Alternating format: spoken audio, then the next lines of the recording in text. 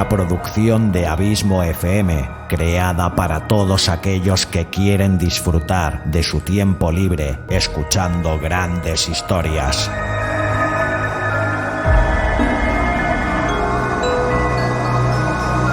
Audiolibros y relatos, un podcast literalmente literario.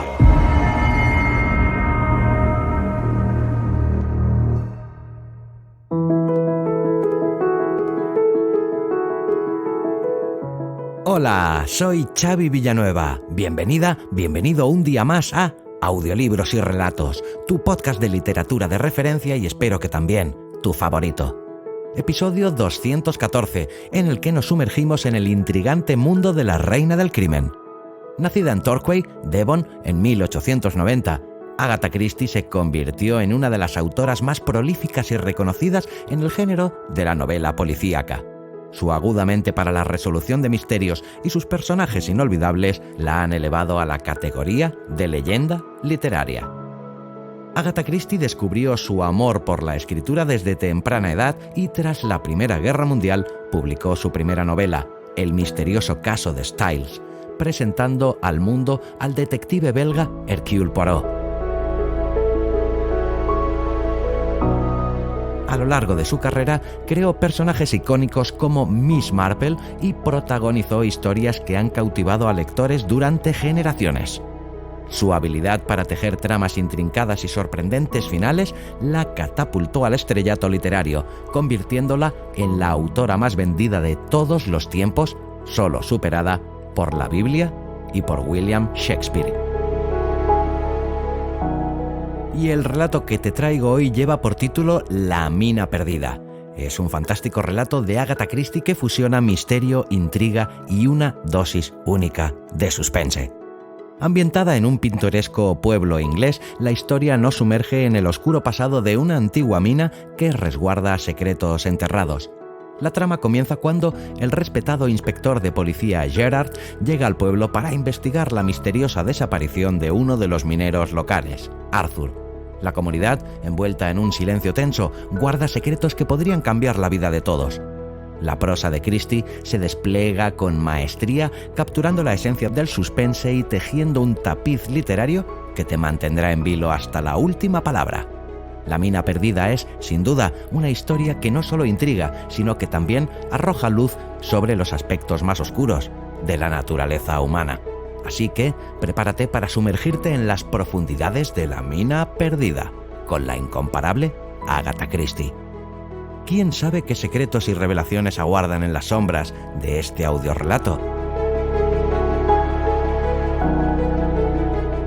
Muchas gracias como siempre por tu fidelidad, tu constante apoyo y por hacerme sentir tan y tan feliz sabiendo que este podcast te gusta, te acompaña y te sirve de entretenimiento.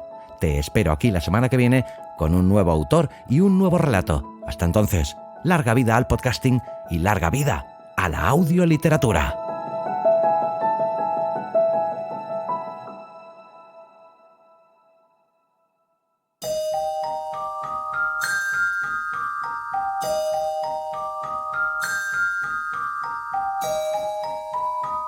La mina perdida, de Agatha Christie.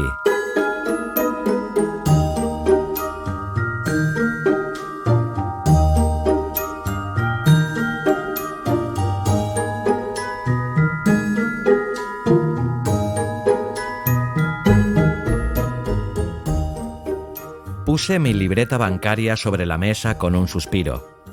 Es curioso, dije, pero el saldo negativo de mi crédito nunca parece disminuir. ¿Y no le preocupa? Si yo tuviera un saldo negativo no pegaría un ojo en toda la noche, declaró Poirot.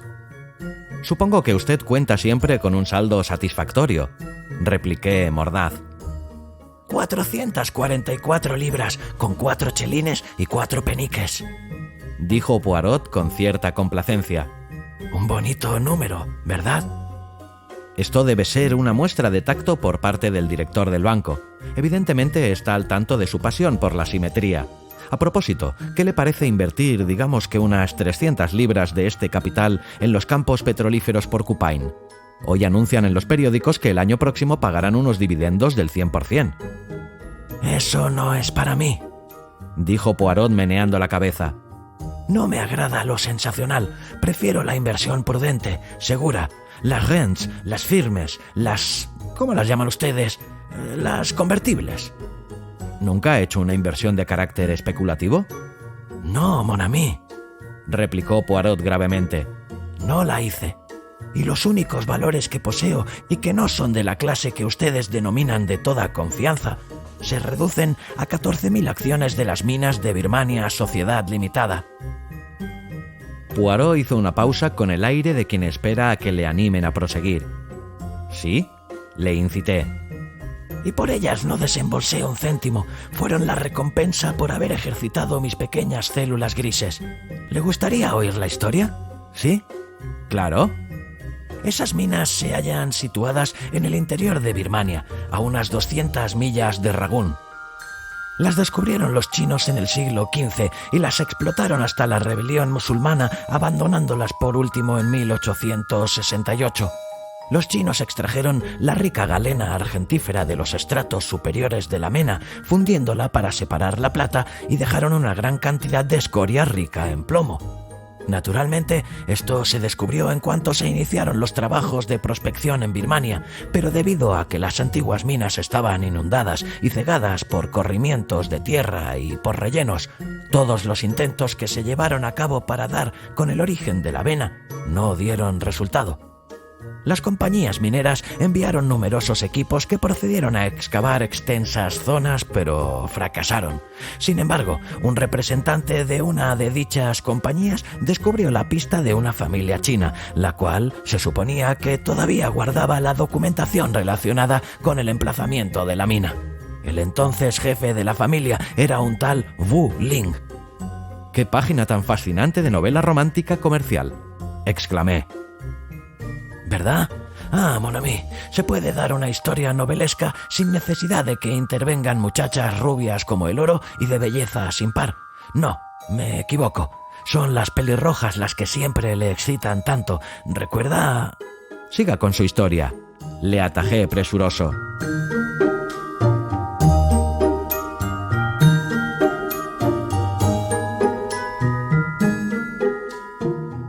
Bien, amigo mío, se estableció contacto con ese Wu Ling. Se trataba de un estimable comerciante, muy respetado en la provincia donde vivía.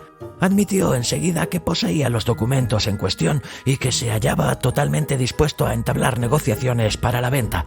Pero se opuso rotundamente a tratar con otras personas que no fueran los principales interesados.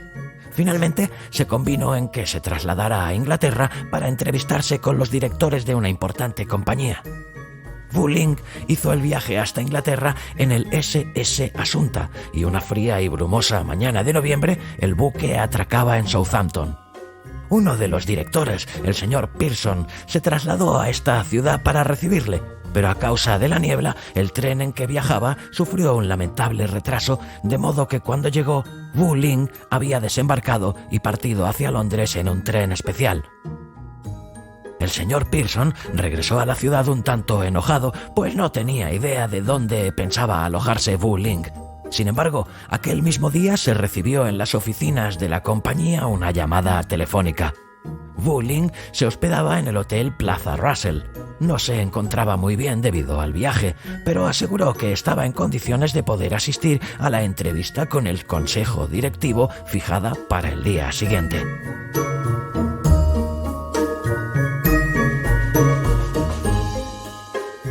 El consejo se reunió a las 11 en punto. Cuando dieron las 11:30 y Wu Ling no había hecho aún acto de presencia, el secretario llamó por teléfono al Hotel Plaza Russell. Le respondieron que Wu Ling había salido del hotel con un amigo hacia las 10:30. Parecía claro que lo hizo con la intención de acudir a la cita, pero transcurrió la mañana y el hombre no apareció. Desde luego cabía la posibilidad de que se hubiera extraviado, puesto que no conocía la ciudad, pero a avanzada hora de la noche aún no había regresado al hotel. Muy preocupado, el señor Pearson puso el asunto en manos de la policía.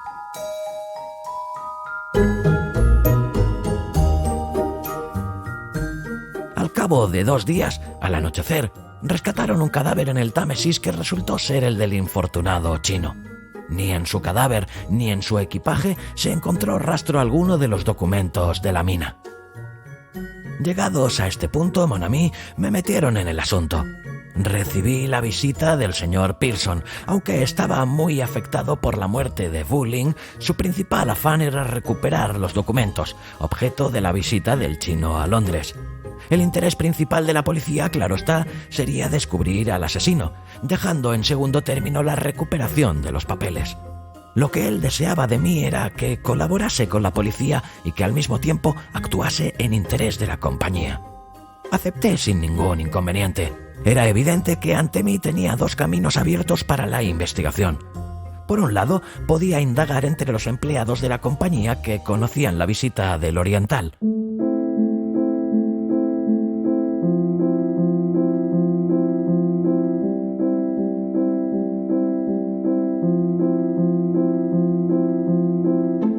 Por otro, hacer lo mismo entre los pasajeros del barco que podían estar enterados de su misión. Empecé por estos últimos, pues era un campo de pesquisa más reducido.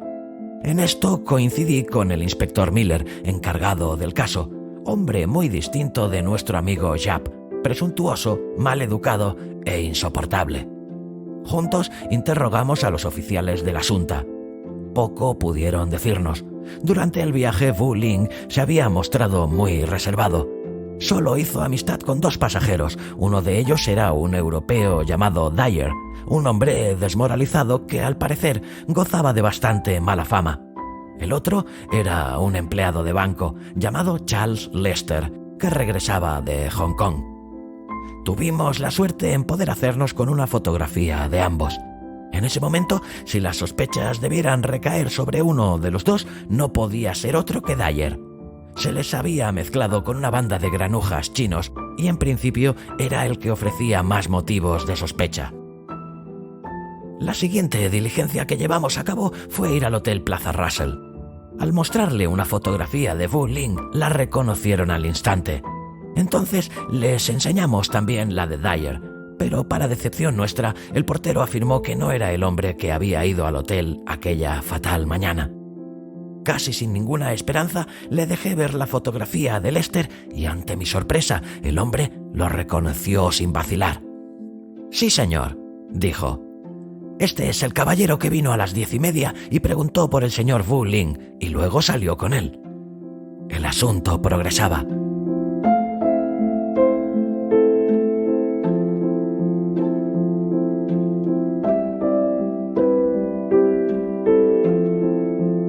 El siguiente paso fue entrevistarnos con el señor Charles Lester. Nos atendió con extrema franqueza. Estaba desolado por la prematura muerte de Wu Ling y se puso por entero a nuestra disposición. Su relato fue el siguiente.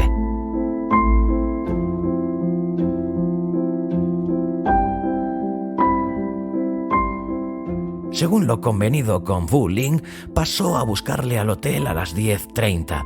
Sin embargo, Wu Ling no apareció. En su lugar vino su criado. Le dijo que su señor había tenido que salir y se ofreció para conducir al joven a donde se encontraba su señor. Sin sospechar nada, Lester aceptó la explicación y el chino llamó a un taxi. Durante algún tiempo siguieron en dirección a los muelles. De repente, Lester, sintiéndose receloso, hizo detener el taxi y se apeó, desoyendo las protestas del criado. Eso, nos aseguró él, era todo cuanto sabía del asunto. Aparentando quedar satisfechos, le dimos las gracias y nos despedimos. Muy pronto se comprobó que su versión distaba de ser exacta. Para empezar, Wu Ling no llevaba consigo ningún criado, ni en el barco, ni en el hotel. En segundo lugar, se presentó el conductor del taxi que había conducido a los dos hombres aquella mañana. Lester no había abandonado el taxi durante el trayecto, sino que por el contrario, junto con el caballero chino, se habían dirigido a un lugar de mala fama de Limehouse, situado en el corazón del barrio chino. Dicho lugar era más o menos conocido como un antro de fumadores de opio. Entraron los dos y aproximadamente una hora más tarde, el caballero inglés, que el chofer identificó por la fotografía, salió solo. Estaba muy pálido y parecía enfermo, y le ordenó conducirle a la estación de metro más próxima. Se practicaron algunas investigaciones respecto a la reputación de Charles Lester, descubriendo que si bien sus referencias eran excelentes, tenía numerosas deudas contraídas en el juego, su secreta pasión. Desde luego, no perdimos de vista a Dyer. Existía una ligera posibilidad de que hubiera podido suplantar al otro hombre, pero la sospecha resultó totalmente infundada. Su coartada para el día de marras era indiscutible. Claro que el propietario del fumadero de opio lo negó todo con oriental imperturbabilidad. No conocía a Wu Ling, no conocía a Charles Lester. Ninguno de los dos caballeros había estado en su casa aquella mañana. Sin duda, la policía estaba en un error. Jamás se había fumado opio en su casa. Sus negativas, por bien intencionadas que fueran, sirvieron de bien poco a Charles Lester, ya que fue detenido por el asesinato de Wu Ling. Se llevó a cabo un registro de sus efectos personales, pero no se encontró documento alguno relacionado con la mina. El propietario del antro fue a su vez detenido, pero un rápido registro del local dio un resultado infructuoso. Ni siquiera se encontró un palito de opio para recompensar el celo de la policía. Mientras tanto, mi amigo, el señor Pearson, se hallaba en un estado de gran agitación. Paseaba de un lado a otro de mi estancia, profiriendo grandes lamentaciones. «Pero usted debe tener alguna idea, Monsieur Poirot», no cesaba de repetir. «Sin duda alguna debe tener varias ideas». «Claro que tengo alguna idea», le repliqué cautamente. «Esto es lo malo, que uno tiene demasiadas ideas y por tanto todas apuntan en direcciones diferentes». «¿Por ejemplo?», insinuó. «Pues, por ejemplo, el taxista. Solo contamos con su palabra de que condujo a los dos hombres a ese antro. Esta es una de las ideas. Luego, ¿fue realmente a esa casa a donde se dirigieron ambos? Supongamos que dejaran el taxi allí, entraran en el edificio, salieran por atrás y fuesen a otra parte». El señor Pearson pareció anonadado por esta suposición. «Pero usted no hace nada que no sea estar sentado y pensar. ¿No podemos hacer algo?» Aquel hombre era impaciente por naturaleza, se entiende. «Monsieur», le dije con dignidad, «no es para Hercule Poirot el correr arriba y abajo por las malolientes calles de Limehouse como un chucho callejero. Cálmese, mis agentes trabajan».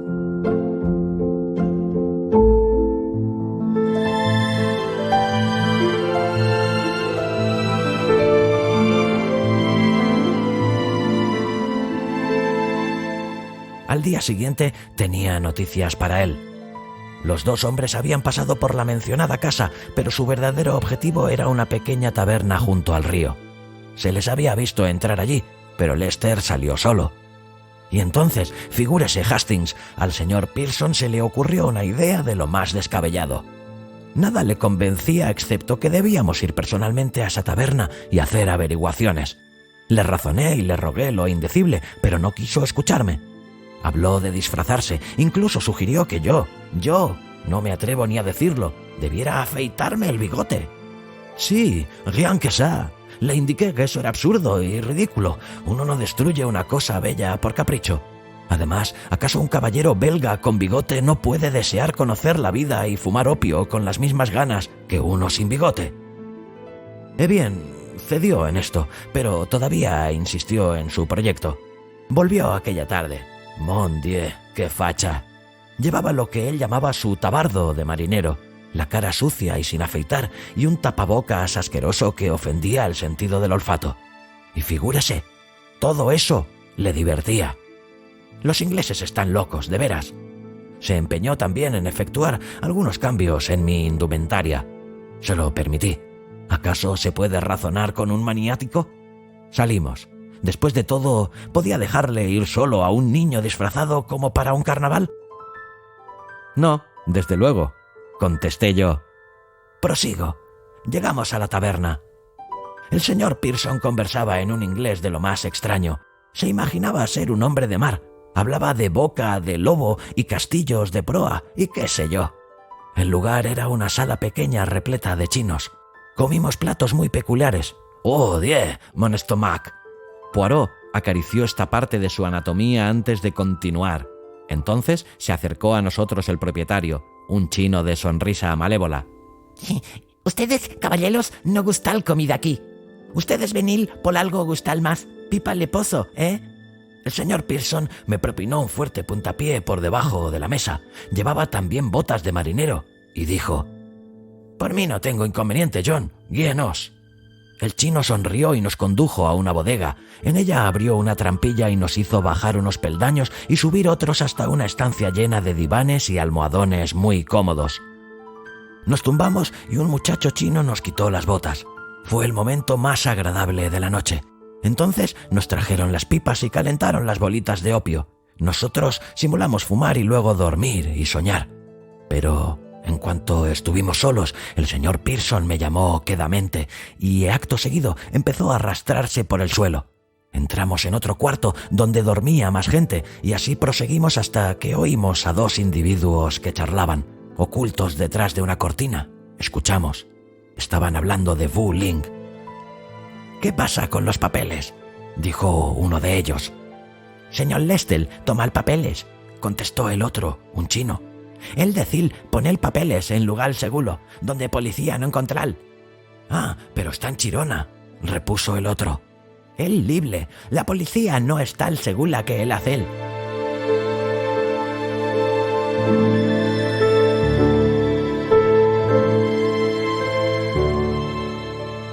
Siguieron charlando un rato más sobre lo mismo hasta que nos pareció que los dos individuos se dirigían hacia donde nos hallábamos y nos apresuramos a volver a los divanes. «Sería mejor que nos largáramos de aquí», dijo Pearson al cabo de unos minutos. «Este lugar es peligroso». «Dice usted bien, monsieur», convine. «Es hora de acabar con esta comedia». Logramos salir con bien del lugar tras pagar generosamente por nuestras pipas. Una vez lejos de Limehouse, Pearson respiró profundamente. «Me alegro de haberme salido de ello», dijo mi acompañante, «pero es importante saberlo seguro». «Vaya si lo es», dije yo, «y me figuro que ya no habrá dificultad en encontrar lo que queremos después de la mascarada de esta noche». Y en efecto, no la hubo en absoluto. Concluyó Poirot de repente. Este final inesperado parecía tan extraordinario que le miré con asombro. «Pero, ¿dónde estaban los documentos?», le pregunté. «En su bolsillo, tout simplement». «¿Pero en el bolsillo de quién?». «Del señor Pearson, parbleu». Luego, dándose cuenta de mi expresión desconcertada, continuó con suavidad.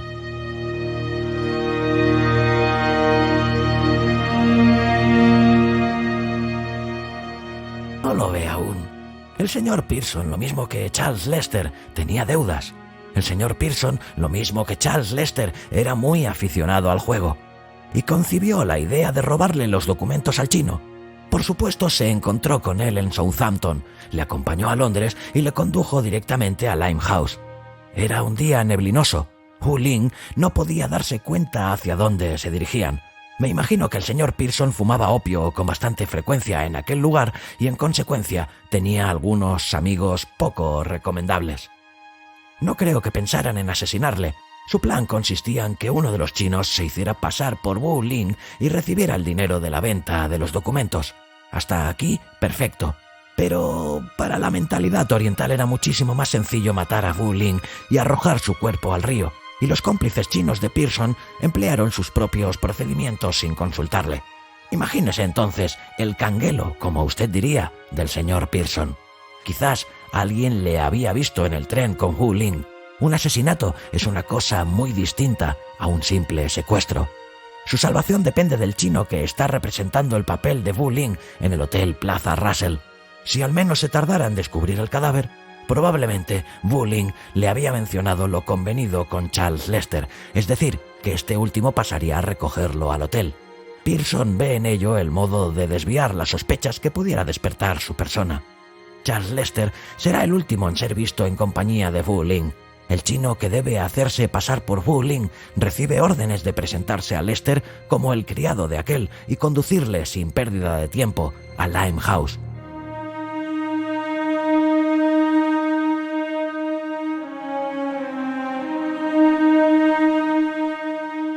Una vez allí, con toda probabilidad, le ofrecieron una bebida que contenía una droga, y cuando Lester se recobró una hora más tarde, solo tenía una vaga impresión de lo ocurrido.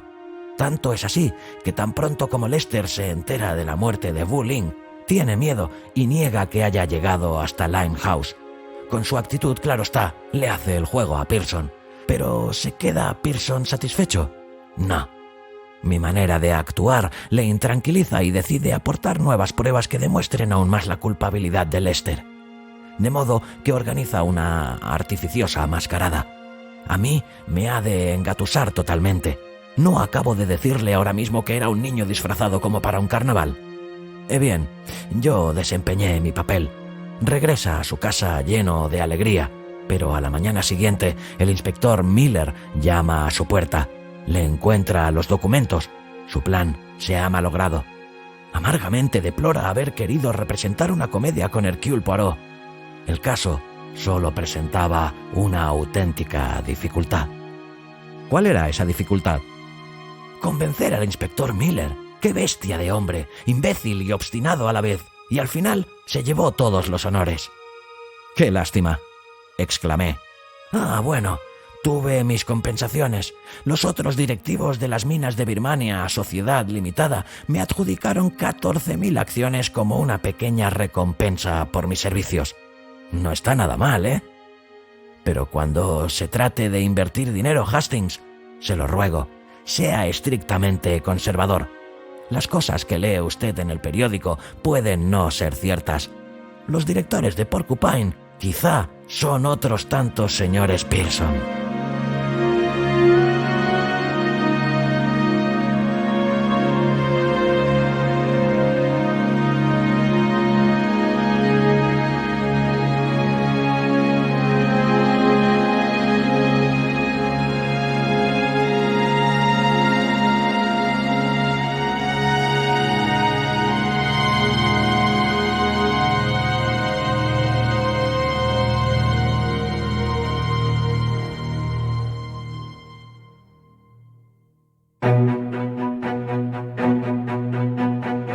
Colecciones de audiorelatos premium de Abismo FM. 3 flamantes colecciones. Colección Sherlock Holmes, colección La Dimensión Desconocida y colección Stephen King. Capítulos más largos de lo habitual, de 1 hora o más de duración. Historias y personajes que te dejarán huella. www.abismofm.com/colecciones. Colecciones de audiorelatos premium de Abismo FM. ¿Te las piensas perder? Yo de ti no lo haría.